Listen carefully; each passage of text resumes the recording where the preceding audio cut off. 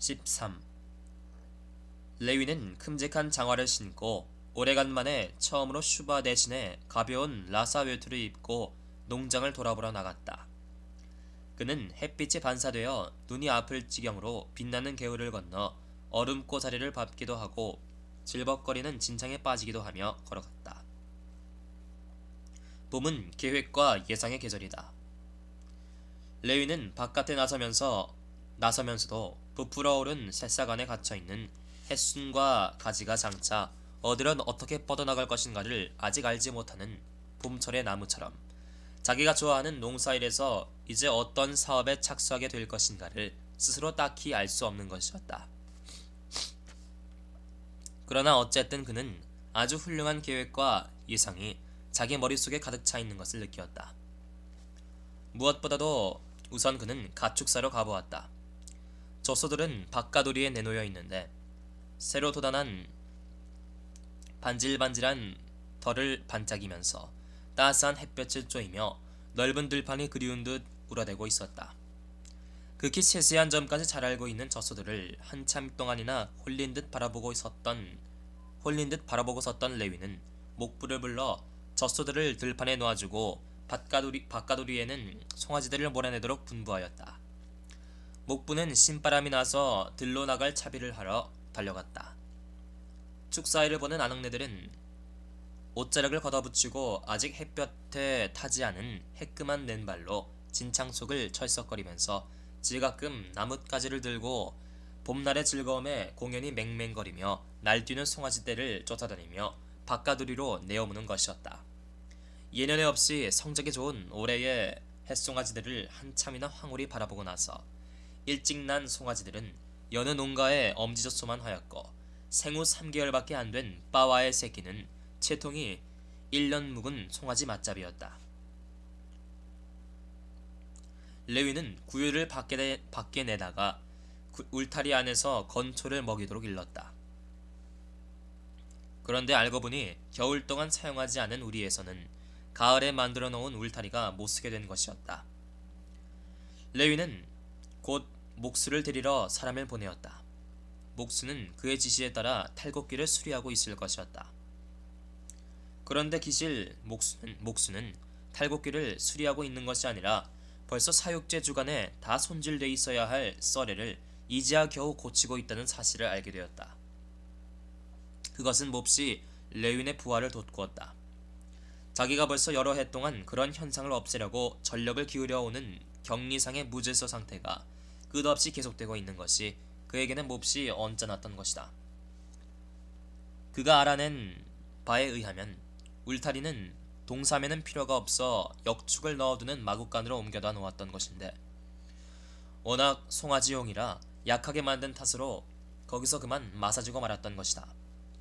그 밖에 뒤미처 알게 된 사실이지만 지난 겨울에 벌써 썰이나 기타 농기구를 잘 검사해보고 손질할 것은 손질하도록 지시를 주고 이를 위하여 일부러 목수를 실 사람이나 얻어붙였음에도 불구하고 아무것도 수리되어 있지 않고 방금 밭갈이를 시작해야 할 지금에 와서야 썰이를 고치느라 바빠 돌아가고 있는 것이었다.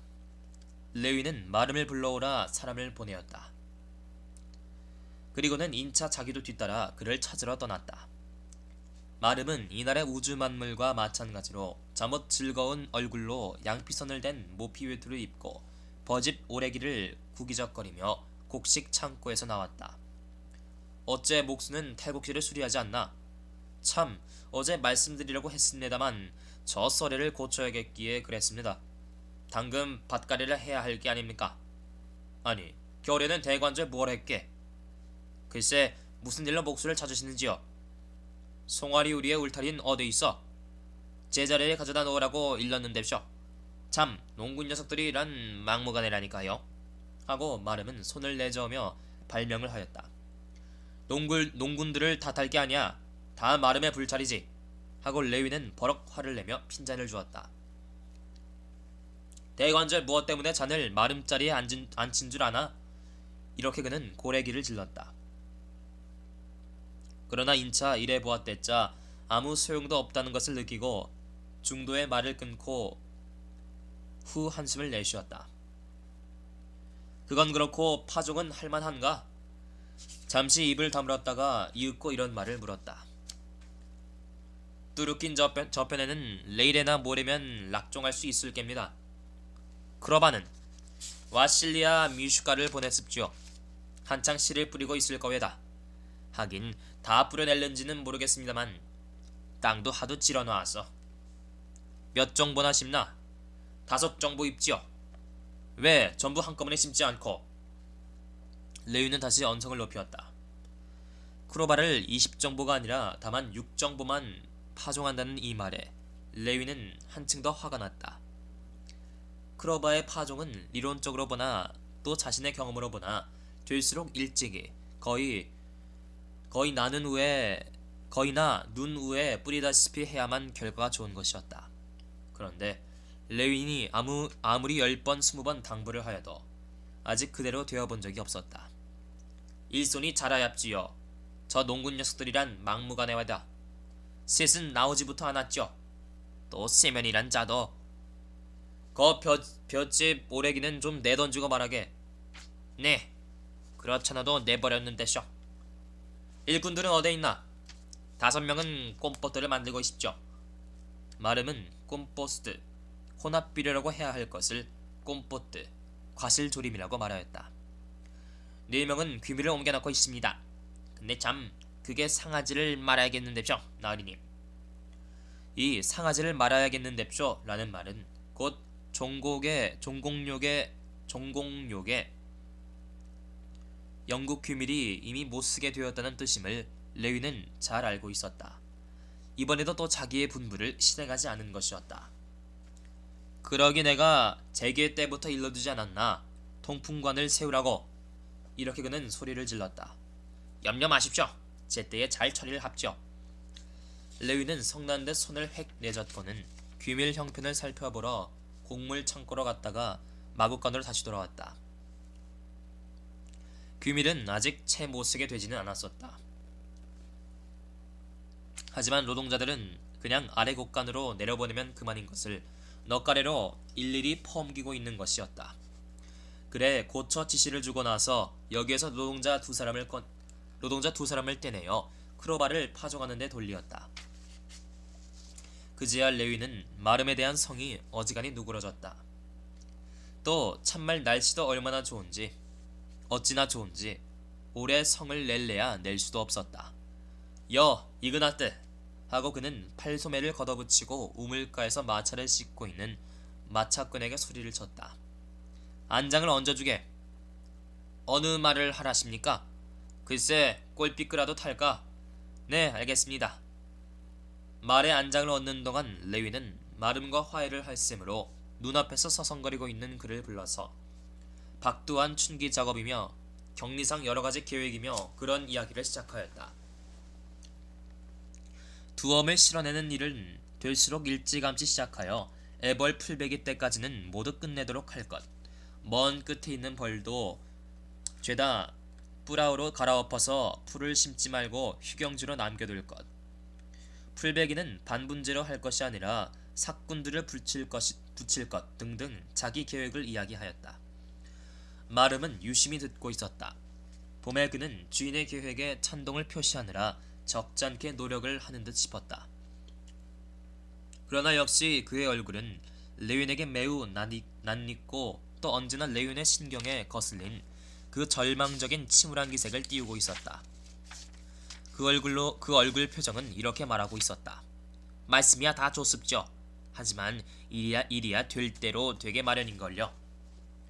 이런 태도처럼 레윈의 마음에 안타까운 것은 다시 없었다.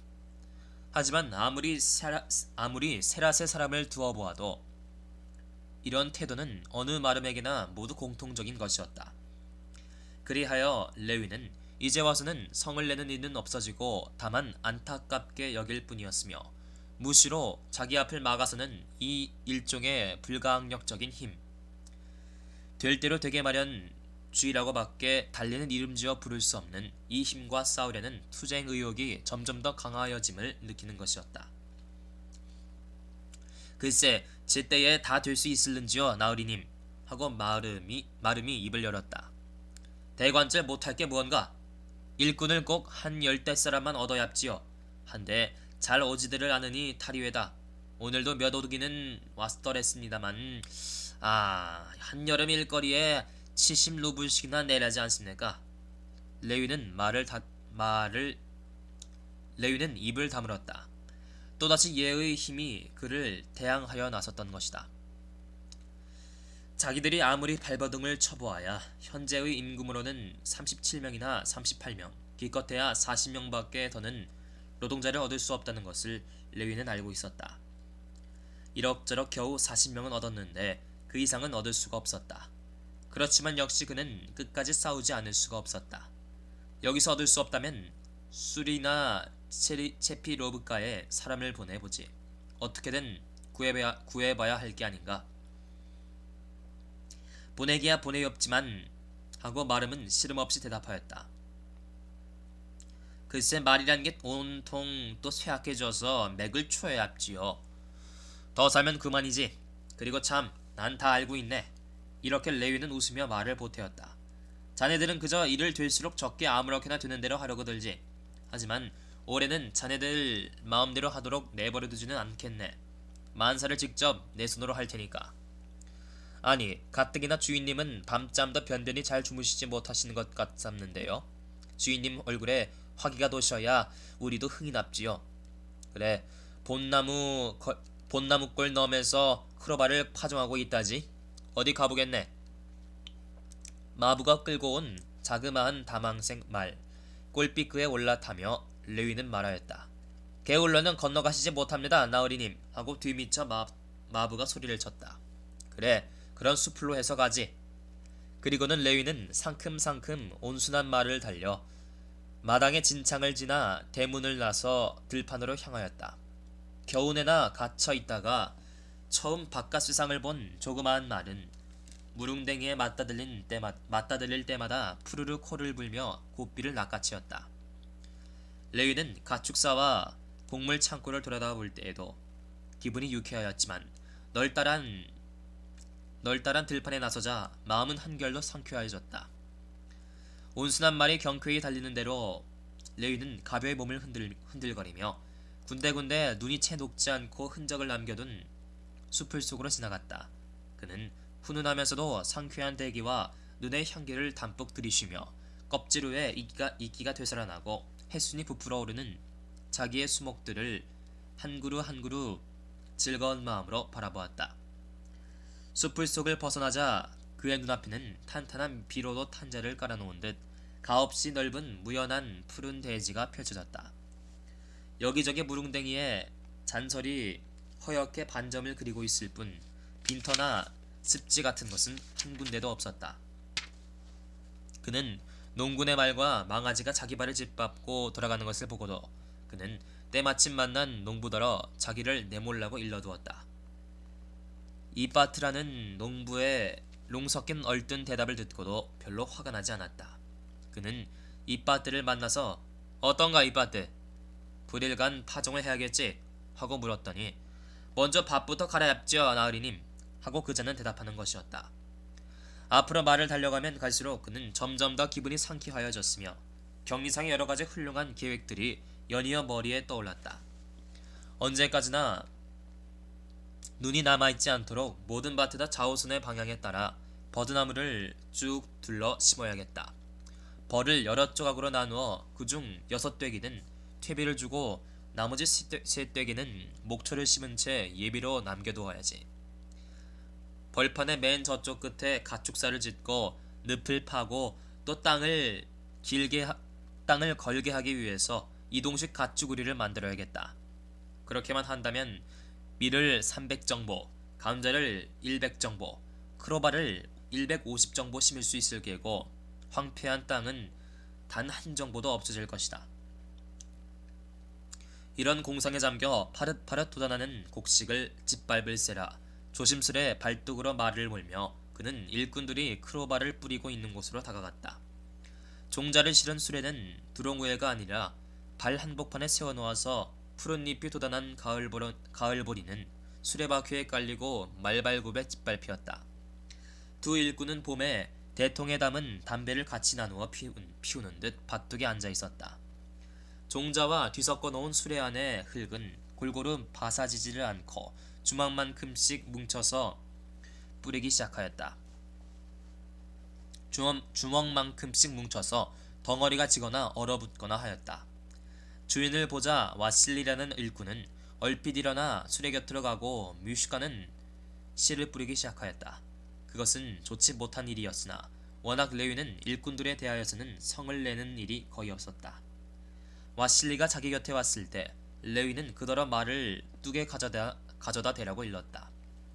일 없소하여 나으리님, 이제 곧 싱싱할 거이다 하고 와실리가 대답하였다. 아니, 여러만 할 것 없이 하고 레위는 말하였다. 시키는 대로 하게. 네, 분부대로 합지요. 이렇게 대답하며 와실리는 말머리를 움켜쥐었다.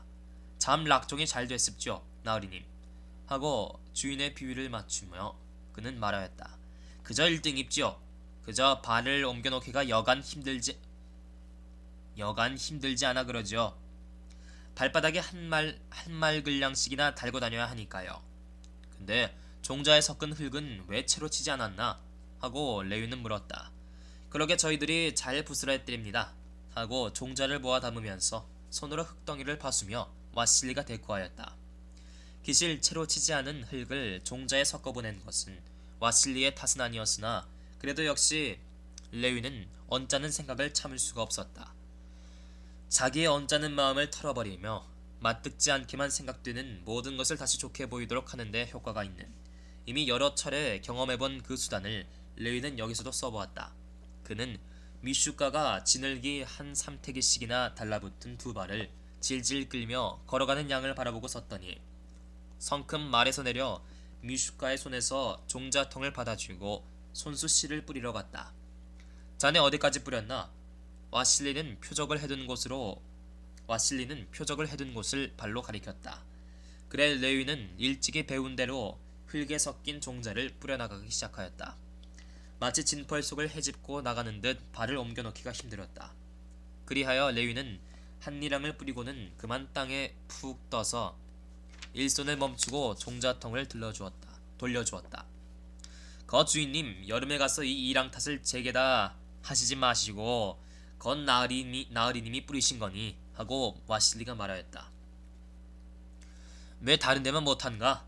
자기가 취한 수단이 벌써 효과를 나타내기 시작한 것을 느끼며 레위는 쾌활한 얼굴로 대꾸하였다. 글쎄 여름에 가서 보시우다. 다른 이랑과는 딴판일 테니 작년 봄에 제가 락종한 것을 좀 보십시오. 얼마나 맵시 있게 심었을까. 참, 전 나으리님 일이라면 치내비 밭다루듯 정성을 다합지요. 전 본디 일을 건성으로 안 하는 성미입지요만 남들이 그러는 것도 가만히 보지 못합니다. 주인님 좋으시면 저희도 좋을 거 아닙니까? 이렇게 쭉 둘러보기만 해도 하고 들판을 손짓하며 와실리는 말을 이었다. 마음이 흐뭇해집니다. 참 희한한 봄이지 와실리.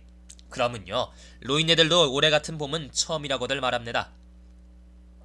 일전에 제가 집에를 다녀왔었는데 우리 집에서도 늙은이가 말을 열아문 맞이기 심었더랬습지요. 그런데 늙은이 말씀이 쌀벌이와 분간을 못할 정도라 하지 않습니까? 그래, 임자는 기왕에도 밀을 심었나? 저 나으림님께서 재작년에 가르쳐주시지 않았습니까? 밭을 2뙑이나 희사해 주시고요. 그래, 그 4분의 1은 팔아버리고 3은 락종을 했습죠. 그럼 부디 흙덩이를 잘 봐수라고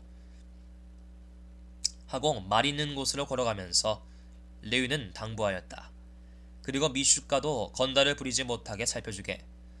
봐라 하는 걸 보아 성적 좋으면 한 정보에 50곱베이가씩 상금을 주겠네. 천만 감사합니다. 그렇지 않아도 나으리님 신세가 태산 같답는데요. 레위는 말에 올라 해묵은 크로바가 자라있는 벌판과 또 봄벌이를 심으려고 뿌라우로 갈아엎은 밭으로 가보았다. 구루밭에 심었던 크로바는 발화가 대단히 잘 되었다. 그것은 이미 다 살아나서 부러진 밀구루 밑에서 싱싱하니 푸른빛을 띠고 있었다. 말은 정강마디까지 푹푹 빠져들어갔으며 물렁물렁 해토된 땅에서 네 다리를 뽑을 때마다 절벅절벅 소리가 났다. 뿌라러 갈아엎은 밭으로는 말을 몰 수가 없었다. 그래도 얼음이 남아있는 곳은 이럭저럭 지나갈 만도 하였지만 완전히 해토가 된 밭리랑에서는 정강마디까지 쑥쑥 빠져들어가는 것이었다. 밭갈이는 아주 훌륭하게 되었다. 이제 이틀만 지나면 번지질을 하고 락종을 할 수 있을 것이다. 모든 것이 죄다 훌륭하고 또 상쾌하였다. 레위는 개울물이 줄었으려니 생각하며 돌아가는 길에는 개울을 건너서 가기로 하였다. 그랬더니 아니나 다를까 쉬이 개울을 건널 수 있었다. 물오리가 2마리 후두둑 날아올랐다. 도요새도 있음직한데 하고 그는 생각하였다. 방금 집으로 꺾어드는 대목에서 그는 삼림지기를 만났다. 그런데 삼림지기는 그가 추측한 바대로 정말 도요새가 나타났다는 것을 알려주었다. 바삐 점심 식사를 하고 저녁에 사냥갈 준비를 해야겠다고 레위는 급히 말을 달려 집으로 돌아왔다.